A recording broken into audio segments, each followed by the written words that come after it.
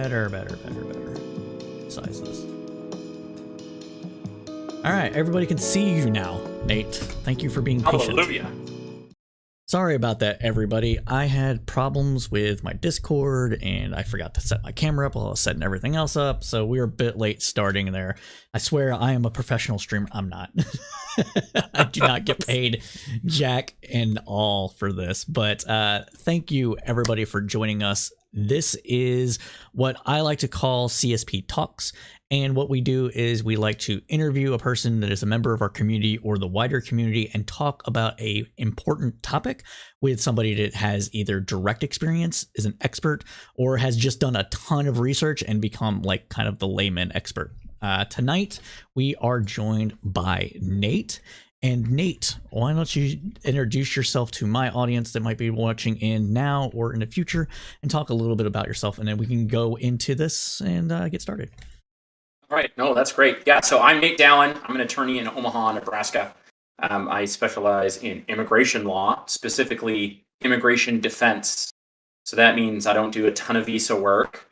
I do some family-based petitions and visa work, but mostly it's people who've arrived at the border or have crossed into the United States without permission in the first place, or have claimed asylum or some sort of refugee status. And then we help them get legal if possible, or at least defend them as they are on the slow road to deportation. So I've been doing that. I graduated law school in 2014. I've been working immigration law ever since. This is year 8. Getting old. We're getting old. We're getting old, Cypher. We're all getting old. Yes. Me especially. I don't look it, but I am 36.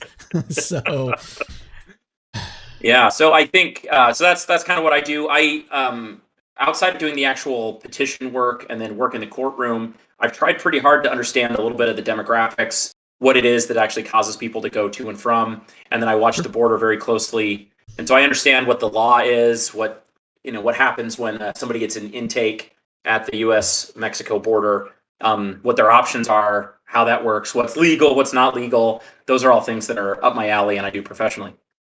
Oh, wow, that's very interesting. It's a shame that we didn't know each other as well when I did the charity stream, because I'm sure that you saw the interview I had with Jenny Hobbs, and it would have been great to have you both on the show together. Maybe we can arrange that at some point. But yes, that'd be great.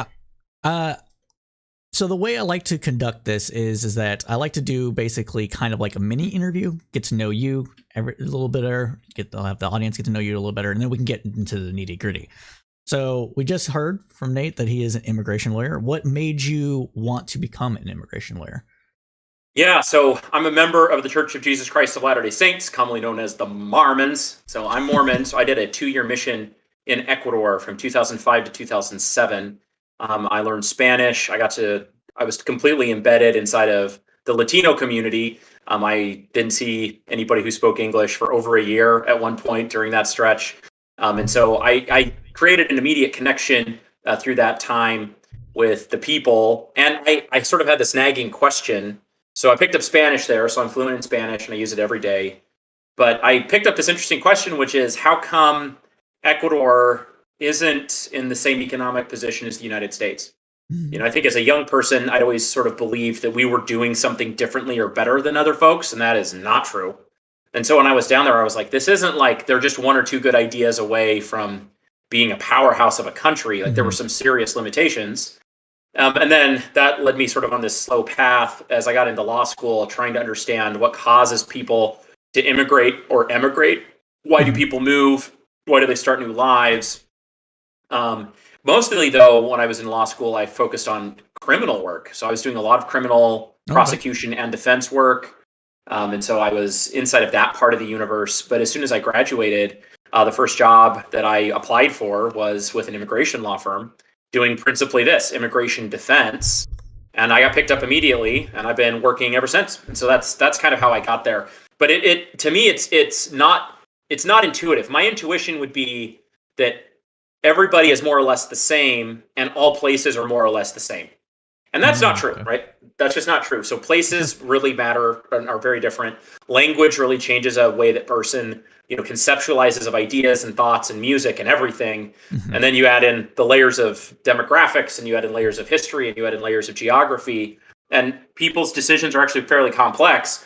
And then what does the United States do in terms of its laws to try to foster an immigrant community? Are they trying to hurt it, harm it, try to make it bigger and better? Like, why are they making those decisions? Or are they just ignorant? Which, spoiler alert, you're going to hear me say Congress doesn't understand the system currently, and they don't have a goal. Like, there isn't actually a unified goal that government has, and so we just get a lot of negligence when it comes to immigration law. Yeah, that's interesting that you would say that your initial instinct is for you to think that, pretty much everybody is the same. What was it that in particular that made you made you like second guess that? Well, probably the very first day I hit Ecuador, I walked off of a bus into a small town called, well, it's not a small town, it's a pretty big city on the coast called Manta. And as soon as I walk off the bus, this was 2005, and there was a newspaper stand, and I walk off the bus, and the first thing I see is a decapitated human, right? So there's like a body that is laying head first towards the camera. So you see a neck with the head sitting next to it with blood all over a tarp. And I thought to myself, wow, this would be like, there's no way that a newspaper could print a dead body like this in the United States. Like, what is going on? Okay, so obviously this was a cartel murder. It was very close in proximity. This town was close in proximity to Colombia, and it was a large port. And so there's a lot of cartel moving of product from Colombia to this port and then out and up to California. And so, of course, this was a killing related to these cartels. And I thought, just culturally, I went, these people are not different. They're not that different, frankly, than people I knew in the United States, but their culture was totally different. And so that sort of triggered to me. I said, well, on the one hand, people are the same. Like, they seem just as smart. They seem just as kind and just as much of a bunch of jerks, right? Like, the same kinds of people that I saw in the US, I saw down there, but the way they interfaced with the world, the way their social norms were so different than mine, it was really from day one where I went, I don't get this. Like, how could similarly situated people go in totally divergent directions when it comes to culture? And, so that's really where it started. And I've poked around ever since. Still poking. Not done yet. That's really, and I know that maybe the audience doesn't know, but I know that Mormons typically go on their mission very young. So were you like 18? Like, how old were you when you had this culture shock, so to speak? So yeah, I was 19 years old. My birthday's in March, and so I turned 19. I received my mission call, and then by June I was off to another country, and then I was there for 2 years and only had contact with my family through email and letters for that 2-year period.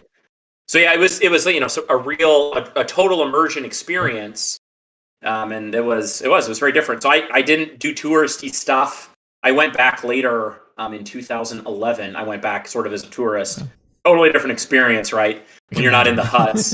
Yeah. It was a totally different experience, and just being able to be totally immersed in like just the smells, right? Like the smell of a place starts to leave an imprint, and then you add in the music of a place, plus the smell, plus the language, plus the humidity in the air, like all these things layered up to create a new me, right? I mean, obviously I had some permanence already, but I started to associate differently with different smells and different, types of music, and all sorts of different things started to change inside of me. And so, it made more sense. I went, oh, if I lived here, I would be like these people. Like, there isn't something super unique about me, but the place imprints upon you in just an interesting way. So the question I had in law school was, why would you leave that, right? Because once you're imprinted upon, there is the culture shock. Like, you just kind of use those words. And the shock is the right word because it's not super comfortable necessarily. It could be exciting, like it can be fun. I felt it to be very exciting and fun. I was young. I'm on an adventure, right? Right. I can imagine that. Yeah. So there's parts of it that are really cool, but at the same time, like, there's total loneliness sometimes. And like, I know what it's like to walk onto a bus and be the only person who's white on the entire bus, and people looking at me suspiciously. Or I've had drunk people, call me a member of the CIA and told me to get out of their country. Like, I've had those kinds of experiences. That's awesome. And they are not fun, right? And they're not fun. Those are not fun experiences. But it's so why would you leave your comfort zone? Like, why would you make a trek to say the United States? Like, why put yourself through all of that? And I think it's a really important and good question. And having that layer of experience has, I think, been very helpful to me. No, that's yeah. That I had a well, I wouldn't say a similar experience, but I too lived overseas for 2 years. But it's a bit different since I was in the army, so I was surrounded by people that were Americans, right?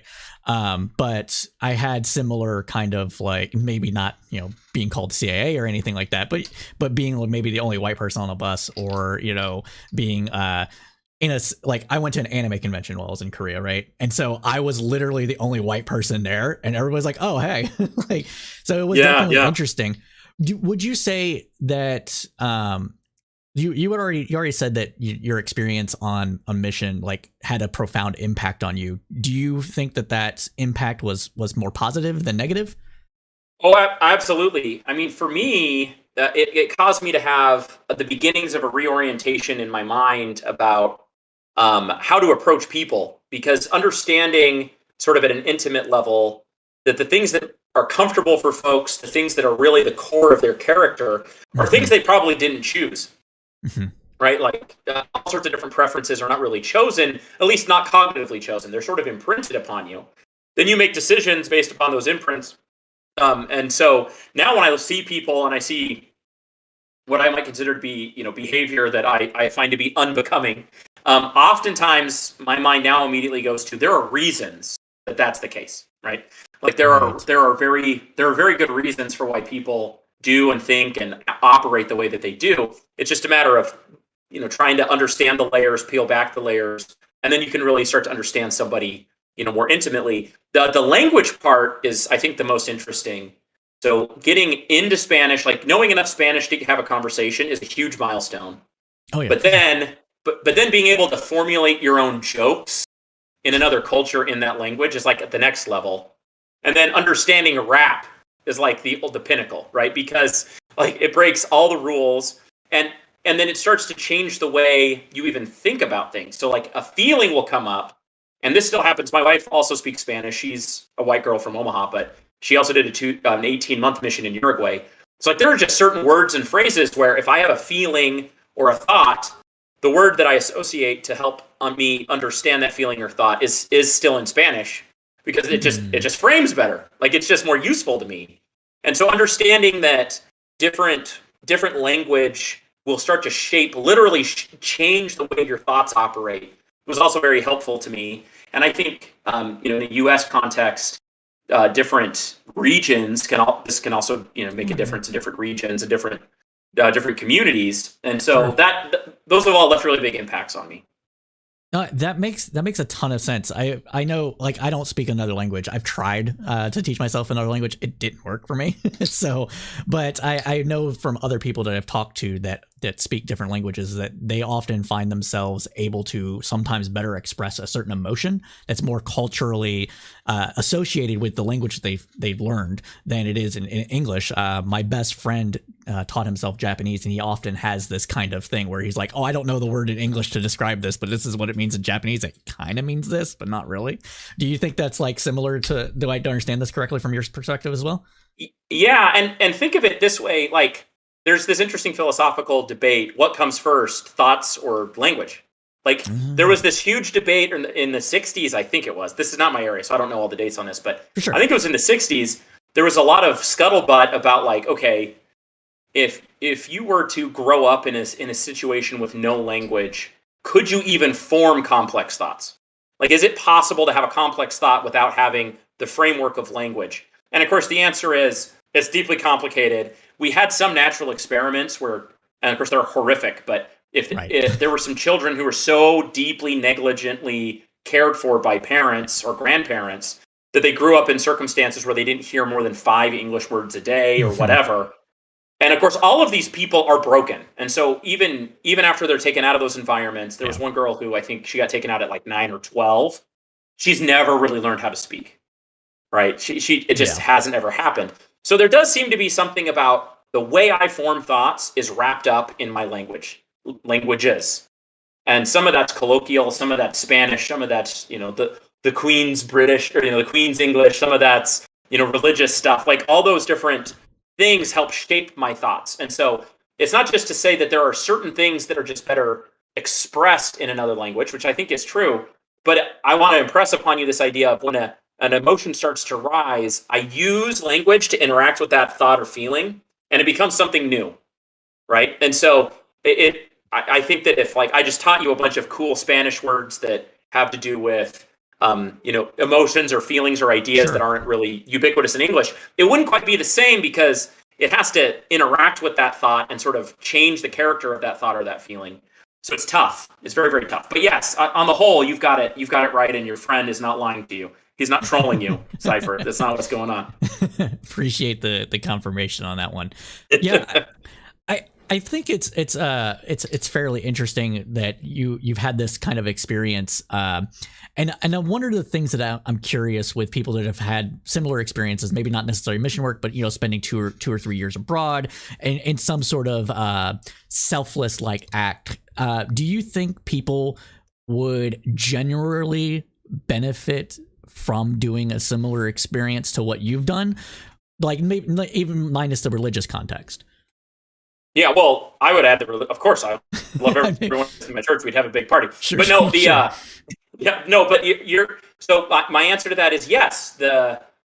Although I want to say yes with a caveat. So here's the caveat. I don't actually think it's super great to be totally contextless. So like, I'll give you an example. So I have a very good friend right now who's serving with me in a volunteer capacity at church, and he is French. He's ethnically French, but his parents were born and grew up in French Algiers. So they did Oh, not grow up in France. So he's ethnically French. His French, like he's always like he doesn't have any African DNA in him, but his family lived in Algiers for 9 generations. They went back to France for a time where he was born, just very briefly, and then he came directly to the United States. So he grew up in an immigrant home, right, where he spoke Algerian French at home, which was not the same as France right. French, right? It'd been nine generations in Africa. And then he was going to school and he was learning English. And so he to this day speaks with a little bit of an accent. And he says, I have no home. Like if I go to France, they look at me like I'm autistic. Like what's like the words you're saying, like you're messed up, like you're not speaking Yeah. correctly. Algiers, there are so few people ethnically of his same, Hmm. of his same race. So that's not really home. And then in the United States, he was always looked at as like that weird immigrant kid who has a slight accent, right? Right. So I do think that having roots in a place is extremely helpful. Like he would say, I'm so glad that my kids never had to go through any of that. No, He makes a lot doesn't of see sense that too. as yeah. But once you're rooted, I think that I have found it to be immensely beneficial in my life to be well rooted, go out, understand that there's a much bigger, broader context that has challenged me to understand and try do some hard mental labor and Hmm. emotional labor to understand people better, and then come back to my roots. And I'm a much richer, deeper person because I did that. Okay. Yeah, I think that what you've said here is very much in line with my thinking on this.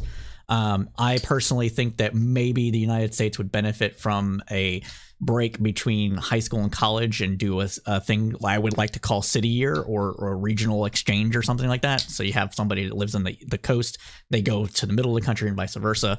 I don't know, like that's not the same kind of thing, but I think that this kind of exposure to different ways of thinking would greatly benefit pretty much everybody, except for maybe the people that are more prone to culture shock, maybe, and that retreat into themselves a little bit with that.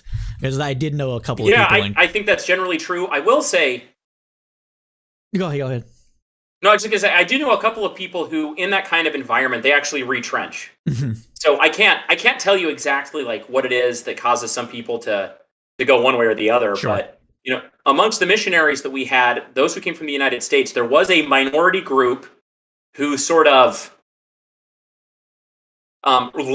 they leaned into their roots more heavily, even though they were in this different context. And I don't feel like they had the same experience that I did because Right. they sort of had an arrogant attitude that I wasn't a big fan of and remain not a big fan of. So I don't think it's universal for everybody. Some people go to these new contexts and come back disgusted. I can't tell you why. Like I'm no psychologist on these things, but Mhm. This wasn't a universal thing, but I do think the Mhm. majority of people would benefit immensely from exactly what you're talking about. Okay. And I think Osiris is saying, as a military kid, he concurs. So good to know, Osiris. Thank you for tuning in. Um, so I think we got we got to know you a little bit, but one of the things that I have a question about you personally is why law in particular? Because you said that your experience in it was Ecuador, right? Okay, your experience Yes. in Ecuador like led you to have all these different thoughts and kind of guided you towards immigration. But law before then, or is this kind of part of it as well?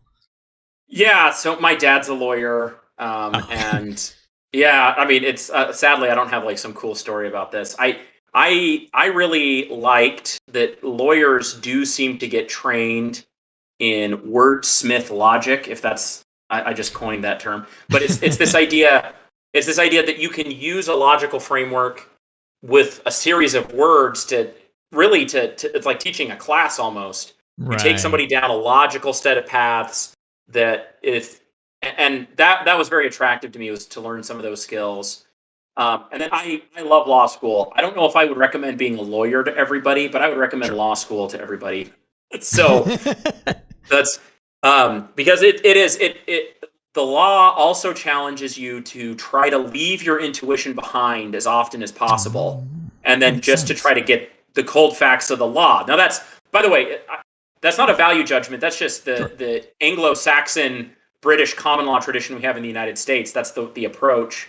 I do think there are other approaches in other court systems around the world and throughout time, but that's very much how our system tries to function. Is it tries to take as much of the emotion out as possible. Now, if you're Mhm. thinking to yourself, "Oh, come on, isn't that just a farce?" My answer is, yeah, it probably is. I don't think we're purists on this, but at least that's the intent, and that's the way we train lawyers. So it gets your mind thinking. Try to crush your intuition, and then just stick to these logic trees, and then try to find ways to make the logic trees intelligible and understandable to people who haven't been to law school. And that's cool. So I've always been interested in that as a project. Yeah, no, I get that because I did at one point I wanted to be a lawyer. Sadly, it did not come to fruition. I did not score high enough on my LSAT to justify the debt, and so I'm a data scientist now instead, which is weird. Honestly, Hilarious. I love it. it's no idea how this came about. Honestly, but I did kind of like the whole process, like you were saying, with the logic trees and being able to lead someone not astray, but lead someone down a logical path to the conclusion that you're trying to do. Um, yeah. Okay. So I that answered those questions. Now, so can you? How much of your legal work can you talk about? Like, I'm sure you can A do lot. broad overview stuff, but not anything specific. No, Um, no, I can. You'll be surprised. I'll get into the nitty gritty with you. okay, I mean, I'll keep my clients' information private, but I can for tell sure. you, I can kind of tell you some war stories that'll be very illustrative of what's going on the ground Perfect. for people who were at the border. Okay, that's great. Before we get into that, you stream with Tiberius D, and I've seen you on some other panels before. What made you want to come into this space, into the streaming debate, political debate space? What got you interested in I that? Ty harassed me enough that I relented. That was it. So this is okay. Here's how this happened. Um, in 2014, Okay. I was told to read a book by my uncle who's super rich and super famous. It doesn't matter. So he tells me, hey, he doesn't have my last name. He says, hey, you need to read this book. So I'm like, cool, I'll go read this book. And it happened to be Peter Zion's Geopolitics, like the accidental superpower. Okay. So I started following Peter on Twitter, and I would tweet at him a lot, asking a lot of annoying questions. And he started responding. And so Ty followed me on Twitter because he's also sort of a Peter Zion guy. Oh, okay. Then one of my comrades from the Ecuador mission period, he was doing a nerd podcast that they were doing once a week, where they talked about like Star Wars and Star Trek. That was it. That was like the whole topic. And I disliked episode 7 from a storytelling perspective, or no, episode 8 from a storytelling perspective. And so I hopped on to their podcast just to air my grievances that I thought that Ryan Johnson had done some really weird storytelling techniques that were not a good idea. Like I didn't understand why he did them. And so we talked about that for like 2.5 hours. And for reasons unclear to me, Ty was impressed to listen to said podcast. And then literally for like 18 months, he would be up in my mentions being like, hey, when can you come on my show? When can you come on? And so eventually I cracked. And I've been trying to support him and his channel ever since. And here I am. Honestly, that's kind of fantastic. That is like the complete opposite of how most people come into this space. It makes me jealous to a certain degree, honestly, because for me, I have always been interested in politics, interested in getting into debates with people. And so I'm a child of the internet, basically. I've been on online debate forums since high school.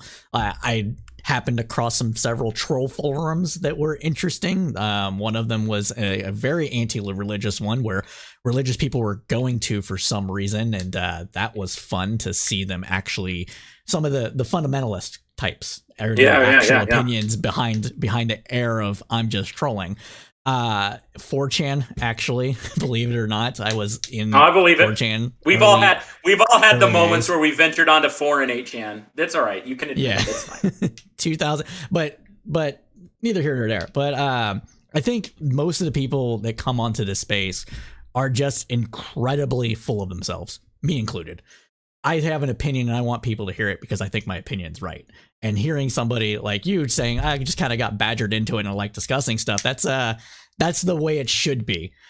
And that I like it. I really do. Well, you're very kind to say it that way. I also think, since I live in Omaha, Nebraska, and I have a very specific context, once I started coming on Ty's show a little bit, I realized, there's an opportunity to get a much broader, cross section of the country and people our age and younger, right? So to understand what they're doing, I'm sort of an old person, like an old soul, so to speak. So I think the Gen Xers, and even though I'm a solid millennial, Gen X and the boomers, like I kind of get them and they kind of get me. And so I found it to be very helpful. Like it is still a mystery to me why some of the personalities who are famous on Twitch are famous. Like that is still a mystery to me. They're like kind of disgusting humans who don't say very interesting things, but they're still very popular. So I find that to be helpful because, again, I think that they have followings for reasons. Like I don't think that it's a fluke. And so I try to, try to do that hard work to understand what the heck's going on in the world, hopefully to make me a better person. So that's the idea. Oh, that's completely fair. And make you a better person is another interesting thing, because then I'm going to get on my soapbox a little bit, but we at Crowdsource Politics are actually trying to do that to a degree. One of the goals of this podcast and all these things that we do, we might be going rebranding, but that's neither here nor there, is to actually get people of different kind of political backgrounds to discuss things in a non-vitriolic way. And we've had our ups and downs. The group that spawned this has existed in some form for the last, 6 years now, I believe. Originally started with some people from the original political mosh pit on Facebook, and that group's old as hell. If you know Stephen Grumbine, or I think that might be how you pronounce his name, he runs the Real Progressives podcast. Yeah. 400. Yeah, he was the founder of that group. So just it gives you a little bit of idea of the kind of people that were there at one point. But that's what we're trying to do, and that's why I like having people like you on. I like having people like Tiberius on, and other people within our broader community to talk about these things, because you and I probably don't agree on everything. I know I don't agree everything with Tiberius, but we can all have these respectful dialogues and get to know each other a bit better and understand the other side.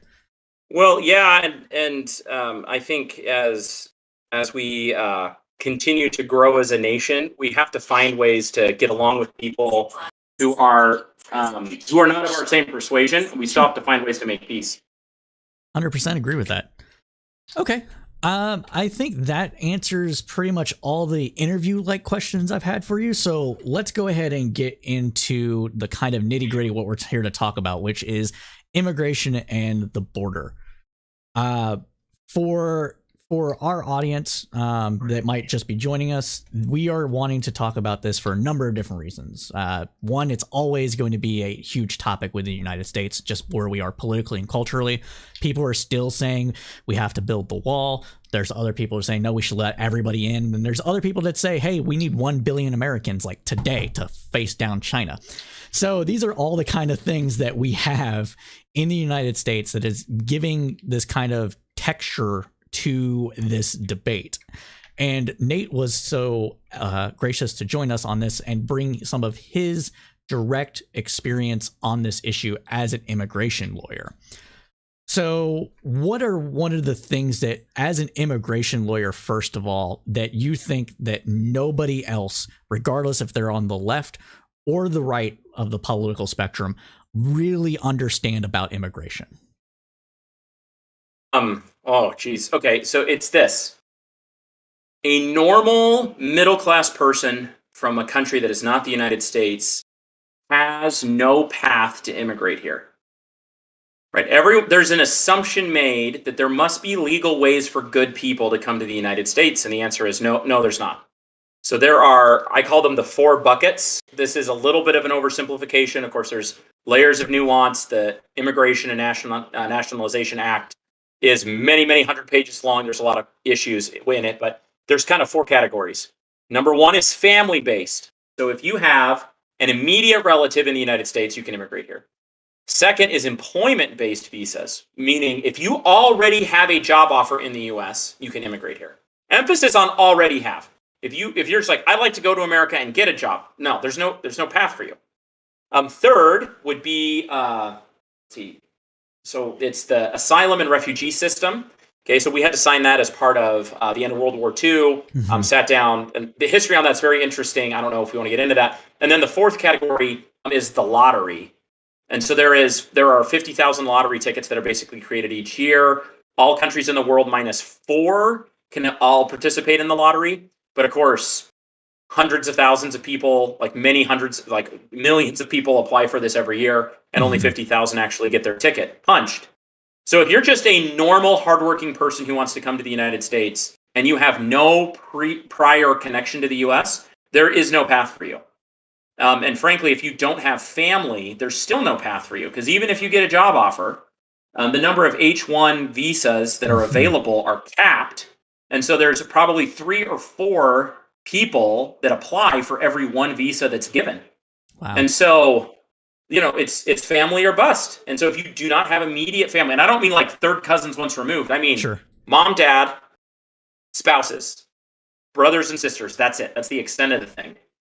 And even those limits are capped. And so if you're like a brother, like let's say I'm a U.S. citizen and I have 2 siblings who live in Mexico. If I were to petition for my siblings today, and they're adults, let's assume they're adults, and I petition for them today, it's not clear to me that their petition would ever even be reviewed by immigration until after they've already died because of how long the wait line is. Okay, so there's this ethereal, again, the intuition is there must be a way where good people can get in line and come to the United States. Right. And that is not true. There is no line that just normal good people can get into. It's only people who can fall into these narrow categories. Yeah, that's really interesting. I didn't know that there was. It's a yearly cap, I assume, even on the family side of the house. I didn't know that there was actually a yearly cap, and I consider myself to be a little bit more knowledgeable on this than the average person. Clearly not on your level, but yeah, that's wow. Yeah, by the way, it's because you're like just intuitionally you think to yourself, if there are, let's say, so we'll talk specific numbers. So there's like 100 and something thousand between H-1s and H-2s visas that are available each year for jobs. Over 500,000 people apply. That means U.S. companies gave solid offers to 500,000 people, and only 20% of them are going to be able to get the visa. So that means that the demand for people inside the United States is incredibly high, and we're just like, nah. We're not gonna deal with the demand problem. That's wow. And I would assume, and I'm sure that you have some experience with this to a degree, I assume that part of the reason why we're only doing like 20% is some weird labor kind of theory at this point, like we're talking post 1960s. Is that the case? Is that why we're trying to like keep jobs for Americans, or is it really I'm completely off the mark here? No. Well, the answer is the caps were set when it was 1-to-1. Like, they created the cap back when there were about 65 to 85,000 people applying for visas per year. And they said, okay, we'll just set that as the cap. And then the situation changed. That's why, okay, again, your intuition said, wow, there must be intentionality to this. And the answer is no, there's not. There hasn't been true immigration reform since 1986. Right. Okay, there has not been true immigration reform since then. There have been tinkering. So 1997, there was some tinkering. 2001, there was some tinkering. 2007, there was some tinkering. That's it. But they were tinkers, okay? So, like, the caps were set in the 80s, and we just haven't touched them, right? So there's no rhyme or reason, man. There's no rhyme or reason. Like, there's none. That makes so much sense.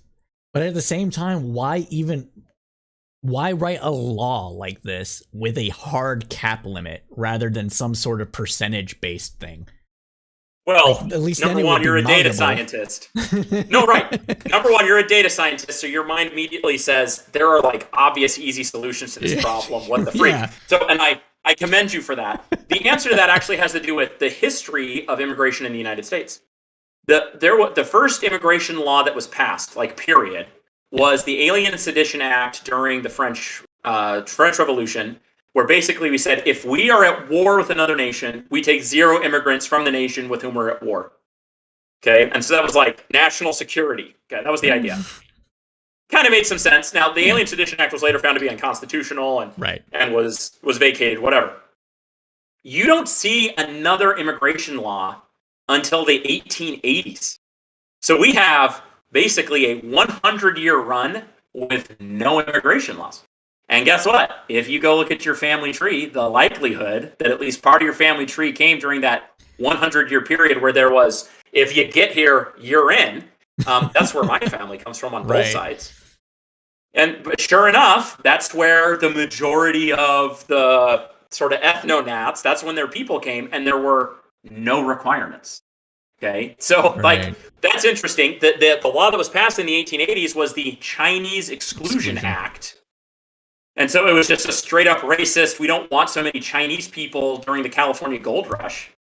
Okay, and then you have some more tinkering in the 1920s where we said, we don't want any more Jewish people from Eastern Europe. So we put caps on all these Eastern European countries after World War I.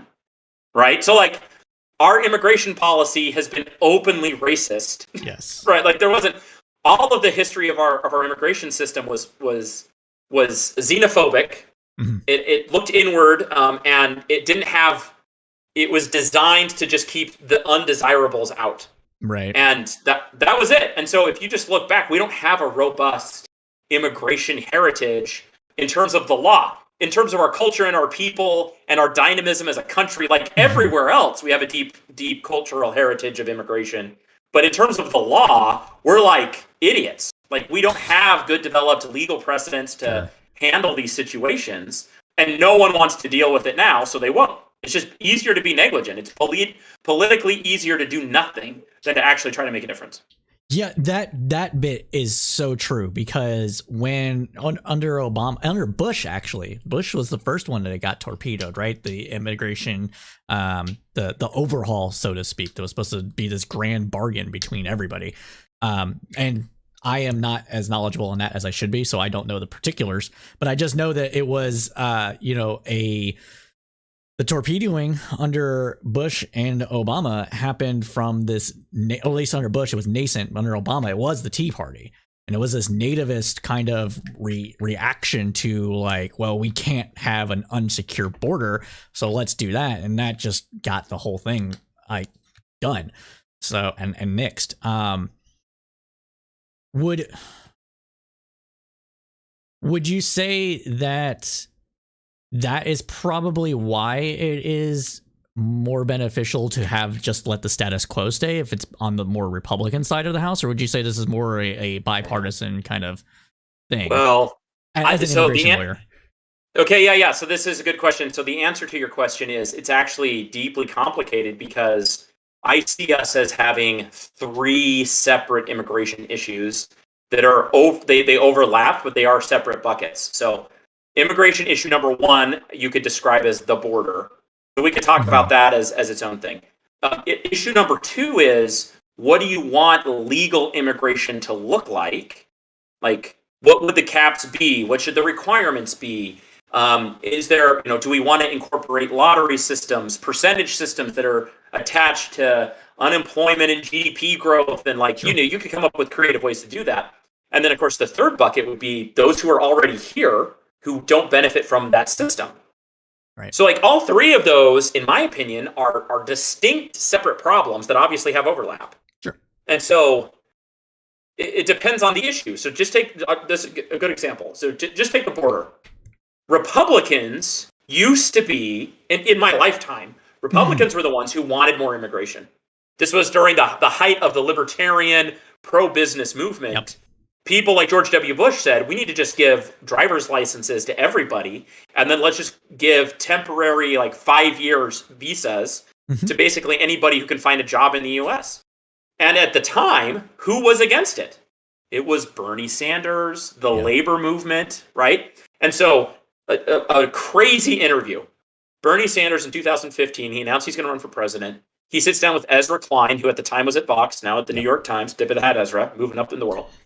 and Ezra Klein asks him, so like, you believe in like an open border type situation, or how do you approach that? And Bernie Sanders gave what I would call the early 2000s answer. He said, no, that's a Koch brothers policy. How can we do Medicare for all if we're allowing people to flood across the border? We can't afford it. And Ezra Klein was like, your politics is like 4 years old, dude.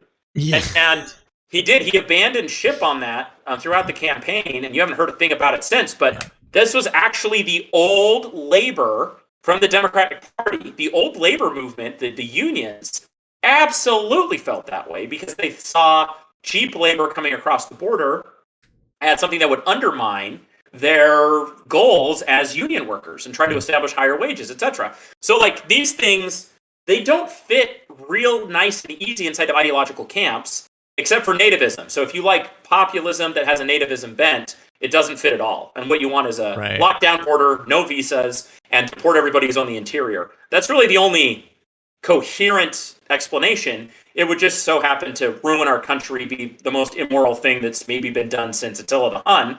But like, at least it's a coherent position.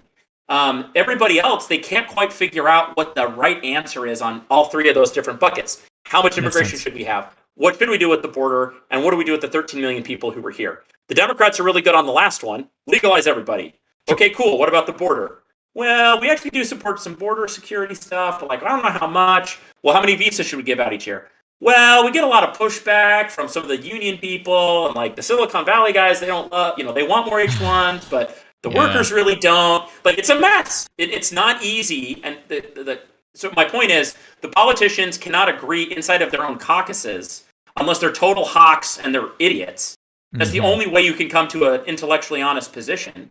And it just so happens the only intellectually honest position is morally abhorrent and would probably throw the country into total economic collapse. So, like, you got to get people to agree on some basic fundamentals. I don't know what to do about that. No, that's fair. I'm going to push back a little bit about the only consistent answer being that, because I think the neoliberal answer is pretty consistent as well. But I mean, it's not politically tenable, but it's basically what is, right? But they say, hey, if people can find jobs, let them in. Basically, that's a neoliberal position right there. Like, and you can go even more libertarian with it, as you were saying, and do what Milton Friedman would suggest, which is just like not have a border at all and just let people come in and they'll leave and they'll come in and leave as they see fit. And the market decides. The market decides. I think that's actually fairly consistent, but that's a dead position. That's fair. Right. It's the exact opposite of the nativist position, right? Yeah. So now you said that Democrats can't really, well, you've mentioned Democrats and Republicans have the same kind of issue, but you said that people can't necessarily agree on, like, we'll say limits. Well, as a shortcut for that. Do you believe there should be limits on immigration? Do you think that that's a thing that actually has to be considered? Or do you think that it's one of those situations where, well, no, it will work itself out long run? So I don't. This is an excellent question that I hate. So Of thank you for course. this. This is a very hateful question because um, everything has trade-offs. Right. So if you want to say we will let the market decide, let's just talk through that for a minute. Okay. So if you say let the market decide, that creates some significant cultural and safety net issues inside the US. So culturally, what would be the downside to that? Well, you have this is a regional problem, Hmm. but unless you're already a large megacity, smaller towns get a huge uptick in foreign speaking residents, and this causes all sorts of uh, cultural rupture inside of small towns. So like there's a cultural downside to this. Now we're lucky, by the way, in the United States, we're incredibly lucky because Hispanic Christians from Central America assimilate incredibly well to the US. So the reason I say this is the French problem of immigration when it refers to, let's say, African Islamic immigration, there's a harder road for sort of assimilation in that kind of a context, right? And this is just because of the realities of the universe. The secular French world is very distinct from the traditional Right. Muslim world that people are coming from in Africa. There's a huge racial gap, right? There's like a lot of problems there. So in the U.S., we're extremely lucky that our people assimilate and they actually assimilate very quickly. So we're very, very lucky on that front. So our trade-offs are not as harsh as some other countries are when it comes to our own backyard.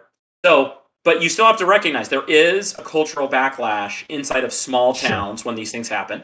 There are absolute consequences to the social safety net. Like, what are you going to give total safety net exposure to all of the recent arrived immigrants? There are political consequences. There are religious consequences. There are some labor force consequences. My personal bias is they're almost all good. I only see mostly upside there. For But there sure. is. I'm sure there's been some downward pressure on wages, but that downward pressure on wages is totally made up for in productivity and other things, right? Yeah. But like those things are real and some of them are regional. And so you could say, even if in the aggregate data for the country, the labor consequences are muted or it's a push at worst, Sure. regionally it could be like a real problem and it might really hurt your neighborhood in terms of your real estate and property values and right, like there's Sure. just trade-offs everywhere. So you would have to explain to me first what your hierarchy of values are. And so for me, I'm a more conservative right of center person. I do like having a national identity that's pretty strong. And so Okay. if we were to have a higher immigration rate, I would want some American indoctrination to some of the people coming in. Like, now you really have to think George Washington's a pretty cool guy. Like, if you just see him as like, a native killer, that's probably not going to work for us, right? Because this cultural shock thing. Now, not everybody would agree with that, but that's just for me because I Mhm. place that as a higher value. That national unity and having this national Sure. Sure. myth I think is extremely important. So I'd want to push that. So it's like, hey, you want more immigration? That's fine. Here's the trade-off. You need to assimilate these people and get them to buy into the myth as part of as part of this give and go. Well, why is that? I value that Mhm. higher. And so you would just have to tell me, all right, Nate, here's my values. Make this work. I could probably come up with a pretty good Okay. plan. It's just hard to get everybody's values to line up right. No, I think that's entirely fair. I want to get some more of your thought on the assimilation and put that in the context of what we currently do. So, in order to get citizenship, we have the citizenship test, and we don't have a language requirement, but there is kind of one, right? It's not. Oh yeah. Yeah. So, on that front, do you think that needs strengthening, or do you think that what we have, or degrees of strengthening? If you think it has strengthening, like how much degrees? Like, I know that some people would say, "Oh, we need way more," and I just don't know. I don't like. Yeah, no, it's a good question. So Cypher just mentioned that people who can get citizenship, they have to go to an interview, which is conducted in English, unless there's a couple of narrow circumstances where you don't have to do it in English. Okay. And so the test itself is in English, so it's not an English test per se, but you have to get through the interview in English, so you have to know enough. And then there is a bank of 100 civics questions and then they randomly select 10 to 20. There was a change during the Trump years that moved it up to 20 questions over 10, but you get the idea. Sure. You have to get 7 of the 10 right, or I think it was 15 of the 20 right. And I actually don't have a problem with that, because most of the people I would be worried about are never going to become citizens. The people I'm worried about, they're here illegally already, or they're just legal permanent residents with no intention of ever actually getting their citizenship. Right? And so I would actually want to take those same kind of principles at the citizenship level and move it down a layer and say, right. So I've never heard anybody else talk about this, but this has been my thought for some time, is take it off the citizenship level and just make it a legal permanent resident issue. And that way you start to get early assimilation, and you start to, to me, it's really just about the myth, right? You're sort of proclaiming the American myth. You're understanding that American myth. You're starting to interact with that American myth. And if you're going to be here for over 5 years, you should probably buy into that at some degree.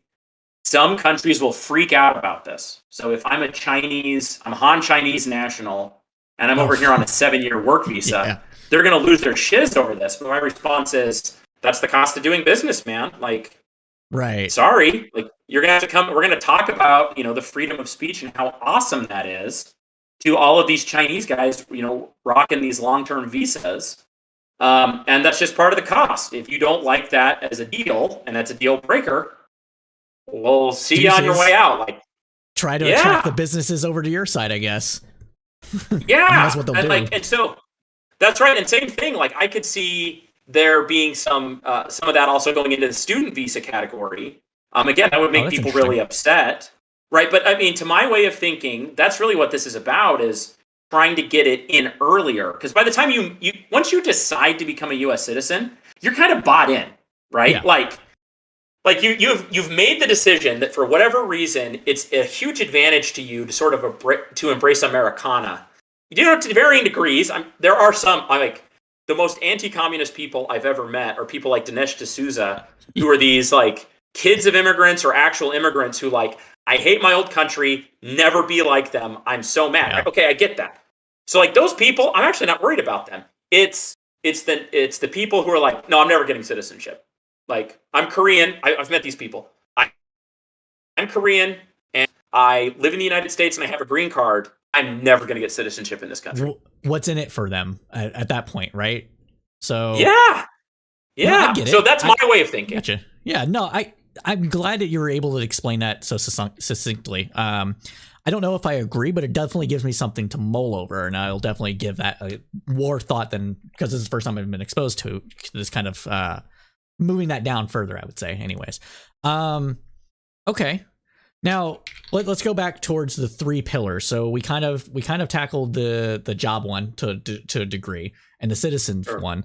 The third one, that's the border, and that's where we get most of where the tension is in the United States.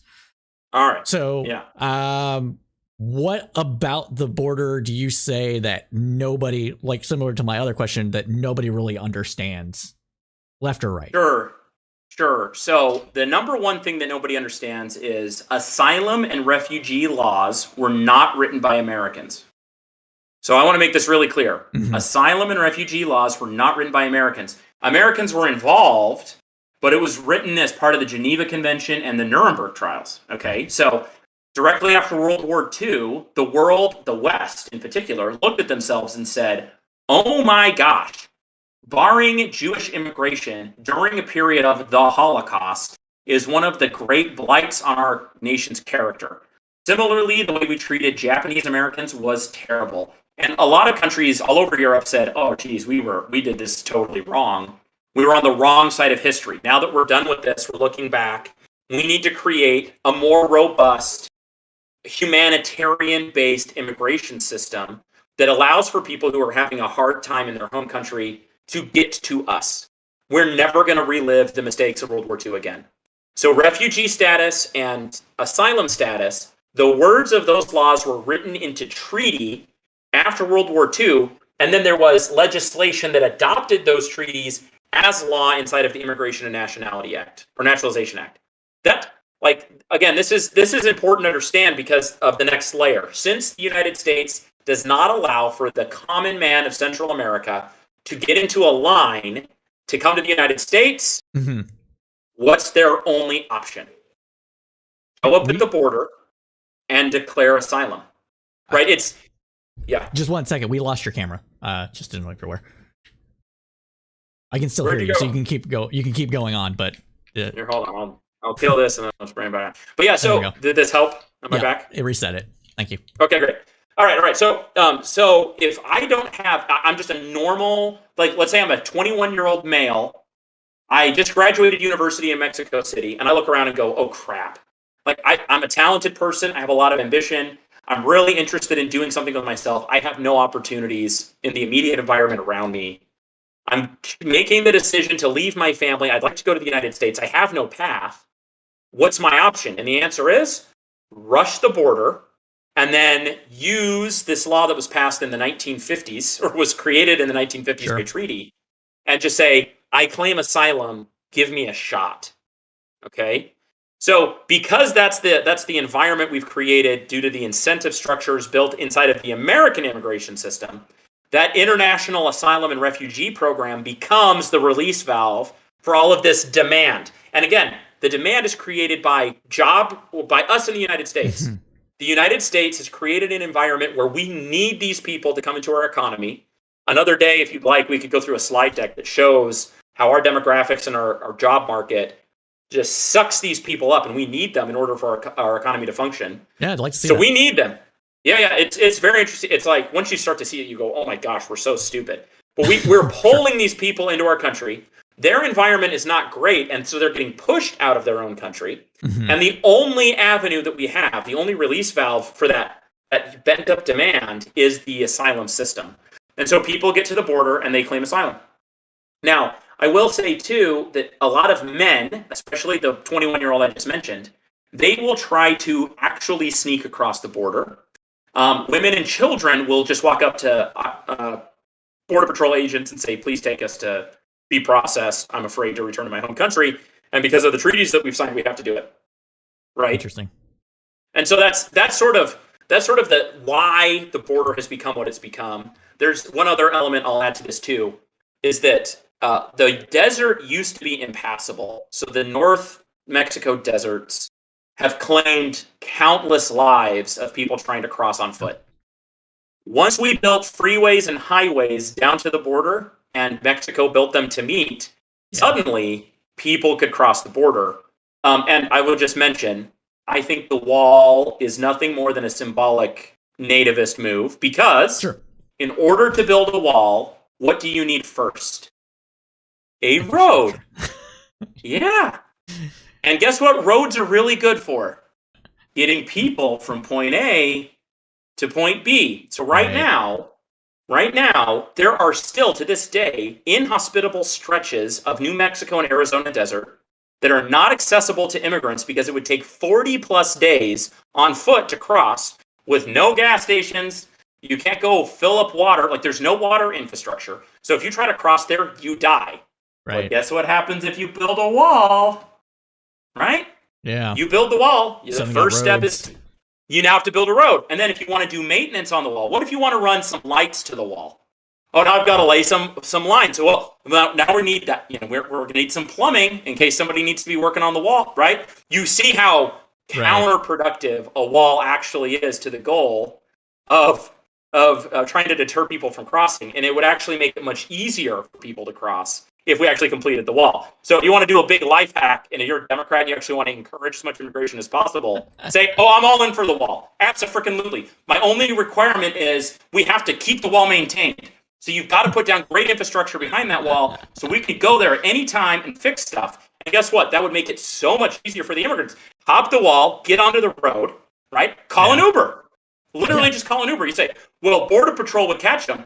Not now. Border Patrol right now only has certain chunks of the border that are passable that they have to monitor. You just made the border 2,500 miles of road. They don't have the manpower. You'd have to quintuple Border Patrol in order to monitor all these roads. So now you've made it so much easier for people to sneak across the border by creating the wall. Literally, we have morons running our country to even say these words. Okay? So, like, Democrats just embrace the wall. It's a xenophobic, nativist BS symbol, but in actual practicality, it's going to encourage more people crossing without inspection at the southern border. That's probably true. Yeah. Like, I can't argue against that. That's wow. Yeah, I mean, it's just look like if the world were as simple as build the wall and immigration goes away, everybody would do it. The problem is that anyone with a brain knows that A, it doesn't make any sense. B, it is deeply xenophobic. And C, if you think about it for real, it makes it impossible to actually patrol the border. The best thing we have going for us in terms of limiting immigration is the desert itself. That baby does what we won't, and that just kill people, right? And so, I mean, that's just the way of things. I'm surprised some of the wall people haven't just said landmine the border, honestly, like with how some of them are going. We might get. Crap! I put it out into the ether. Fuck. That's right. Don't speak that into existence, Cypher. Don't do it. Damn it! It's too late. Anyways, so you mentioned that we have the immigration system is broken. Our release valve is the asylum and refugee systems. How many, in your experience, how many of the people that are entering into that system have legitimate claims, or at least legitimate legal claims, if not necessarily, because there's a difference, right? There's a difference between having like being fearful for your life and having a legitimate legal claim. So we'll say legitimate legal claims to either of those. Okay. Depends what you mean. So do they have enough to say, like, are people lying at the border? No. No one's lying at the border. So there aren't outright fraudulent claims happening at the U.S.-Mexico border. Are most of the claims sufficient to win under the law? No, they're not. So I'll get pretty technical with you on this. So if you make it to the border, you have to prove 5 things in order to win an asylum case. Number 1, that you were harmed or persecuted in your country of origin. Number 2, that it's likely that you'll be persecuted if you go back. Like, it wasn't just a one-time fluke. Like, it's a persistent problem. Sure. 3, it's called the protected ground, meaning, why is that persecution happening to you? Okay, we'll come back to that. This is where everybody falls apart. Is like, why is this persecution happening to you? 4, is your country and its local police force able to control and help you with this persecution? Meaning, if all you have to do is go ask the police to help you out to avoid this persecution, you should do that first. For sure. And then finally, internal relocation. So, like, could you just move to the other side of town and avoid the persecution problem? So these are the 5 things. Most people just think, oh, something awful happened to my family. That would be number 1. Right. And now you win. Well, no, you have to show that it's likely it'll happen again. And why did it happen to you? The why, the protected ground, historically is on racial grounds. So if you were persecuted because of your race, you're in. Sure. Ethnic grounds. So if you're like from the wrong tribe, maybe we're the same race, but we're from a different tribe. Right. So I think the Sudan, right? We're all Sudanese, wrong tribe. Okay, fine. Ethnic grounds. Religious grounds. So, okay, we got race, we got religion, we got ethnicity. Political opinion. Maybe I'm a communist and they kill communists in my country, right? And then there's the last one, which is called a particular social group. And so this was the catch-all. If it's not race, religion, politics, or ethnicity, there's this other catch-all category. So most of the people at the southern border are saying the following. I live in a cartel zone. The government has no control over my neighborhood. I am constantly extorted for money to the cartel or to the gang. And my daughter is at constant threat of being raped by the gang because no one's there to stop them. So you say, okay, 30 years ago, that would have been a perfectly fine claim, right? Today, almost all of those claims get rejected because they say, well, if we're going to accept that claim, basically the entire country of Honduras is controlled by 2 cartels, and the police presence on the ground is so small, can the entire country of Honduras claim asylum? I personally think, yeah, they probably should be able to Just claim do it. asylum. It's not their Fuck it. fault. Yeah. It's not their fault. It's a failed state. Like, how is that the people's fault? The fact that Right. a lot of people are being persecuted does not, in my opinion, change anything on the law. But inside of immigration courts, they've said, we have to see if there's a strong connection between who you are and the persecution you're suffering. And so we won't just Okay. accept I'm from the wrong neighborhood. It has to be like, no, your dad fought the gangs, right? Right. It has to be more specific. And if it's not to that level of specificity, people just get denied. So Eh, depending on the worst immigrant, I'll just tell you one last tidbit, then you can ask your sure. questions. But in Atlanta, Georgia, there were immigration judges that were denying 97% of Yep. all of the asylum claims. So only 3% were getting approved, 97% were getting denied. Such broken. And I would assume that the other side of that would be, like you said, like, let the entire country of Honduras apply for asylum, whatever, right? It's not their fault. The other side of that, the clear other side of that for us, on the people that disagree with us politically, will be like, well, it's not our problem either. But isn't it kind of our problem? Yeah. So I mean, the immediate, especially from a political left standpoint, you say, how on earth did Honduras get to the place that it is? Sure. And of course, the immediate thoughts are like, well, Dole, the fruit company, basically ran that place as a monopoly. The gangs that run Honduras today were all born in LA prisons, right? We arrested a bunch of Hondurans. They all got into prison. They started a gang there. That gang gets deported, literally deported back to Honduras. So the cartel was born in LA. It was trained in LA. They had all these drug connections in LA. And we just took the worst people we could find of the Honduran community and deported them back to Honduras, where they then more or less ran roughshod over the whole country. Whose fault's that? Jesus. Right? Yeah, and so it's pretty easy to come up with that the United States has an enormous ethical and moral responsibility to help clean up that mess. The flip side, of course, is, as you might imagine, the nativist populist position, which is, we got enough problems at home. Maybe we did do some bad stuff in the past, but doesn't matter. America first, America always. We gotta get universal health care. We gotta raise wages. We gotta stop inflation. The only way to do that is to put 50 cows all along the southern border. Screw you guys.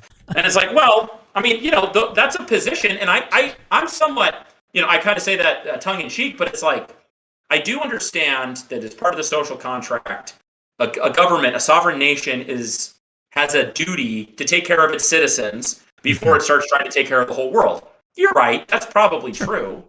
But I don't think we take that particular value to excess, where it says we will put our citizens into a perfect position. The consequences abroad be damned. I also don't think that makes any sense. No. But that's sort of the right wing position. So I don't know. It's just complicated. No, that's very fair. I want to get more into this particular thing though. So, what has been your direct experience with these kind of things that you said, like with the asylum, the refugee, and the crime, cartel, political? Like, what would you say your caseload looks like on these kind of things? Yeah. How much time we got? Oh my gosh. We got about 45 minutes. Well, I don't know. Oh, no, we got about 15 minutes. My bad. We got about 15 minutes. No, that's right. Yeah. I was going to say, I don't want to bore people. So there's a lot of different ways to answer that question. I'll just tell you this right now. 1.7 million people hit the U.S. border last year, in the U.S.-Mexico border. So 1.7 million people hit the border. Around 60% of them were summarily deported and not allowed to enter the United States. The other 40% were allowed to enter the United States, and they kind of could go wherever they wanted, especially if they already had a family tie or they had a job opportunity someplace. So inside of my neck of the woods, 20 new immigrants enter Nebraska and Iowa every business day for the last 18 months. Wow. Okay. That's a lot. So Nebraska. Oh yeah, we're not a big state. We're a big state land-wise. We're not a big state population-wise. We have 3 immigration judges. One of the immigration judges has 10,800 active cases. She will not be able to finish her docket for 25 years. And that's assuming that she got no new immigration cases between now and that date, but she's getting them so fast that it is likely that she's going to get people this year where she will retire or die before their cases are adjudicated. So in terms of just workload, the answer to your question is it's as much as I want to handle. Sure. The demand for attorneys is far ahead of the supply of available attorneys. So that makes a ton of sense as far as like how your cases fall into these different categories. What would you say those look like? Yeah, so overwhelmingly, I'm just working with people who have claimed asylum at the southwest border. They come up. Some of them get married, and so we can turn those into visa cases because they marry U.S. citizens or legal permanent residents. So I do some visa work that way. I do some visa work for when somebody gets legalized in the U.S. We'll try to grab somebody and bring them back in, right? So family-based stuff. But yeah, I'm 90% working with immigrants who got apprehended at the border. And then the other 10% is me working with people who have a criminal record in the United States. So imagine an 18-year-old gets here, he sneaks past, so he doesn't get into the system. He's here for 10 years, then he gets a DUI. He immediately gets thrown into the slow road to deportation. He needs representation, so I help him with the DUI, and then I also help him defend his deportation so he can stay in the area. And they're overwhelmingly asking for asylum or asylum-adjacent cases. Well, by the way, I'll just tell you that the difference between asylum and refugee status is where you applied. Yeah. So if you're applying for asylum, it means you've made it to the United States. If you're a refugee, it means you applied for that status outside of the territorial U.S. So that's the only distinction. Otherwise, the law is identical. Gotcha. It's good to know. Yeah. So I'm working with overwhelmingly asylum seekers. There is a group of people. If you sneak across the border and you've been here for 10 years and you have U.S. citizen children, you can actually ask for cancellation of removal and an adjustment to legal permanent resident status. So some people who've been here for a decade plus and then they get thrown into the system, those people actually have a different way of defending their deportation. Interesting. Yeah, so there's some different options depending on the circumstance. But overwhelmingly, I'm dealing with people who have asylum claims. And these asylum claims vary. I mean, I just had an influx of Nicaraguan clients. They are undergoing a severe political backlash. They have a president. If you're not part of his party, you're openly mocked. People will vandalize your home, right? It's becoming very dictatorial. So they don't like that, so they come here based on their political opinion. I have women from Guatemala who have been sexual slaves before. I had one girl, poor bless her heart, she went through 18 months of captivity where 3 members of a cartel, used her as a sex slave. I mean, so like I see all of these different kinds of fact patterns. And so we prepare their cases. We try to get them a temporary work permit while their case is pending. And we try to move them through the system and give them the best possible shot at getting that 3 to 10% chance that they can win their asylum case. And in the meantime, they get temporary work permits just because the backlog is so enormous. Right. Under the treaties, you have to treat people decently. It's not their fault that you don't have the judges adequate to adjudicate their claims, so you give them a temporary work permit. And then sometimes they get married, and sometimes they have children, and they get established in the U.S. They start putting down roots, and sometimes that can lead to a new path for them to stay. Sometimes it doesn't. So it is. It's varied that way, but that's kind of what I'm seeing all day, every day. Gotcha. And, I didn't ask this at the beginning, but are you working with like a nonprofit or is this pro bono? Like, how did you come into the system? Yeah, good question. No, I'm a private attorney, so they pay me. Okay. They being the state? No. The immigrants. The immigrants. Okay. So these are the middle class people you were talking about. No. Okay. I have the poorest of the poor. So at my firm in particular, we've come up with a strategy where we know that the system takes so long for somebody to move through it. Sure. That we price it and we flat fee the case, meaning like I know I'm going to charge you X amount to go from point A to point B, but I also know that point A to point B might be a decade. So so I don't ask for a retainer, which I know a lot of lawyers. You said you don't? What? I don't. Okay. We just ask for immediate payment plans, and they just start making monthly payments at very low denominations because we know that we're going to help them work through the system over a decade. No, okay, that actually is very interesting to me. So what you're essentially saying is that because of the way the cases work, and correct me if I'm making too many assumptions here, because of the way the cases work, you're saying like it could take over a decade, that your caseload could be very high, but you're going to court maybe for an individual person, maybe twice a year or less. Okay. Or less. And then, okay. Gotcha. Yeah. Okay. Yeah. And That's, however, wow. it's interesting. Instead of charging people as I do work on their case, because the system is very unstable, and so you have to make your appearance in the court.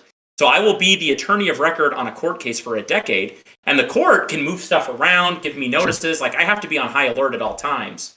And so in a way, I'm just kind of like doing a subscription service at like a very, very low cost so that people can afford it, because I try to be very, very fair to my clients and say, look, I know you just got here. You have no job. You have no like real connections. This is a brand new situation for you. So I want to make it as affordable as possible. And then we'll just spread it out over time, because the system is doing that anyway. So that way it becomes very affordable, even for the poorest of the people coming across the border. Huh. That is very new information to me, and I'm glad I was able to get you on to have this. This is nobody else is doing this. There's a tiny chance that it's unethical. I just have to throw that out there. Only because it's so revolutionary versus what other attorneys do, that some people might say, well, you have to earn your fee. Like, what happens if 5 years into them paying, they just disappear? And my answer is, well, that's written into the contract. Like, I'm very open with them. It's like, look, this is going to take a decade. What if you move to California? Right? It's like, well, I will try to recoup any fees that I haven't earned because we didn't have to work the case quite yet. But you kind of take that risk on yourself. Like, if you're going to make life decisions that take you out of the system and you're not keeping me up to speed, I'm not going to be able to recoup 100% of your money. But that's why it's a flat fee case and not a billable. Right? And we try to get that really clear in the contract, and people know it's not been a problem so far, but theoretically it could sting me. Interesting. Okay. Yeah. Let's see. How much time we have left? We have about 7 minutes left. So you already had said that the majority of the people, like the vast majority of the people, like 99% of the people, are not lying. We'll say, right? That's fair. Not lying about their claims. And you're saying that the amount of the caseloads are just ridiculously high. Like a judge, like you said, a judge won't be able to finish their caseload before they die or retire, essentially. So this is a huge problem that seems to be kind of structural here. Yes. So what would be, if not magic wand, but like, how would you first go about fixing this huge structural issue dealing with this caseload? I mean, so an easy answer is triple the workforce. Okay. So triple the number of judges, immigration courts, and court personnel. It'd be prohibitively expensive, but you would get caught up. If you did that, you could get caught up. But that's super expensive, and then it gets back to the question of, well, what are your values? Is what we're trying to do to port these people as quickly as possible? I mean, for some people, the 25-year wait is a godsend. They get a temporary work permit for 20 plus years. They get to live their lives, make enough money that they go home and retire. Like, that's, for some of them, that's exactly what they're hoping for. Yeah. Right. So that's one solution. My personal take is this. You have to create a visa path for the common man in Central American countries. So if I don't fit into one of the current paths, instead of using asylum and refugee status as the release valve of all this demand, I want there to be a line that they can get into in their home country. Okay. Now, how much? That's a separate question, and I'm open to comments on that. But I'm with you. I think that you said that's a math problem. That's not a policy problem. You say, like, okay, it's going to be if employment is under 3%, then we need to up the percentage of immigrants that we have per year, etc. I think you can solve that problem. Once you do that, then you can start to secure the border, and you tell people, if you show up at the border, you will forfeit forever and for always the ability to get into line with this new visa program we've created. So then people say, okay, I'm going to go ahead and stay home and try to do it the legal way. That would probably be your number one deterrent, is just by giving them a path that isn't the asylum path. Then, once I've done those two things, then I would turn around and I would look at serious amnesty programs. I would say, if you've been here for 15 years, you've never missed court, and you have limited to no criminal history, you speak pretty good English, and you think George Washington's pretty cool. Why aren't we giving these people green cards with then later the normal path to citizenship? Right. And so if you kind of do it in that order, you pull some of the demand away from the border and keep it in home country. Mm-hmm. You can then tighten the border up and change the procedures there. Start to amnesty the people who are already inside the system in a way that is socially conscious. Charge them a big fee. Say they have to pay an extra immigrant tax because they did it the wrong way, and you can help pay for Medicare for all. Like, I don't care. And by the way, They wouldn't care. They'd be like, yes, great. Yeah. Well, you want to charge me extra $4,000 a year? I'll pay that. I'll take it. Yeah. No water. Yeah, they would be totally fine to do that. So like if you did it in that sequence, new visa program abroad, tighten the border, change the procedures, and make it stiffer penalties at the border, and then turn around and amnesty people in a way that is socially conscious and makes sense, then you could get this situation under control. But that's tough, and I don't think everybody would be happy with such a system, which means it can never get 60 votes in the Senate, so good luck. Abolish the Senate. No, I'm kidding. It's a whole separate debate. That is a whole separate thing. Well, we are at time. If there was one thing that you want to leave the people that will listen to this podcast with, what would it be? Just, again, I'll just repeat it. It's the common hardworking person in Guatemala, Honduras, El Salvador, Nicaragua, and Mexico. They do not have a path. And until they're given a path, their only way to try to make themselves or give themselves a better life in the United States is to show up at the southern border and create a humanitarian crisis. So unless you create that path, everything else is stupid. Like, you go ahead and deport everybody in the interior of the U.S. What happens? Suddenly, 10 million new low-skill labor jobs open up. What happens to the border? It will get 10 times busier. If you build the border wall, you'll get 10 times the amount of illegal immigration coming over. If you shoot people at the border, you will lose the soul of America and our ability to be a moral leader for 100 generations, right? So, like, just be honest about the situation and recognize that the core problem is a hardworking woman, man, or other living in Guatemala who's 22 and would love to come to the U.S. does not have a path. And until they have a path, their incentive, 1,000,000%, is to make the drive up to the U.S.-Mexico border and to try to get into the system and hope it works out. And until that changes, humans do what humans do. They find the path that gives them the best chance for success in life. And right now, that's their best path. Give them a better path, and they will take that better path. So start there. Anyone who's talking about immigration, anything, and doesn't start with that problem, I don't take them seriously. So there you have it. Well, Nate, thank you so much for coming on to the program. This was a pleasure, and we, the two of us, need to do this more often because this is probably one of the most fun conversations I've had in a long time about these issues. So I greatly appreciate you coming on. If you want to come on again, just hit me up, honestly. For sure. No, it's been a lot of fun. I hope that the crowdsourced politics nation, if we can call them that, decide that this is worth listening to. Who knows? Well, I'm sure they will. I'll definitely share it across all social media once it's uploaded and trimmed a little bit. That's cool. Well, I'll push it too. I think that I think a lot of people could use some extra info on this topic. So for sure. Well, I don't want to keep you too much longer, so I'll go ahead and close it out here. So yeah, thank you. Appreciate you, man. Have a good one. You too, Nate. Appreciate it. Well, everybody, that concludes this episode of Crowdsourced Talks on Immigration and Border, featuring an immigration lawyer by the name of Nate. If this is something that you enjoyed, please go ahead and share it with your friends, subscribe to our channel, all the things. It really helps us out here. Put it up on Twitter at Crowdsourced Poll, which we'll push onto the screen now. And if you would like to come onto the show to have this kind of conversation, again, just reach out.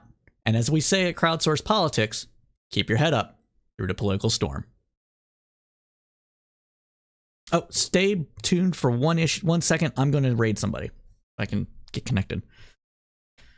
I got to fix it.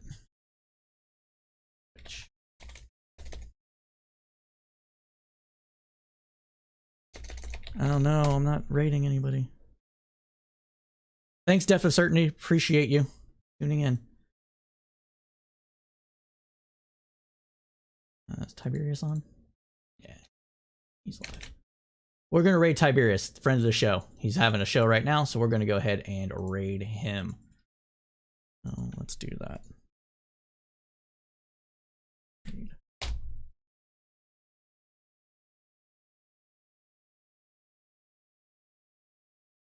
All right, everybody.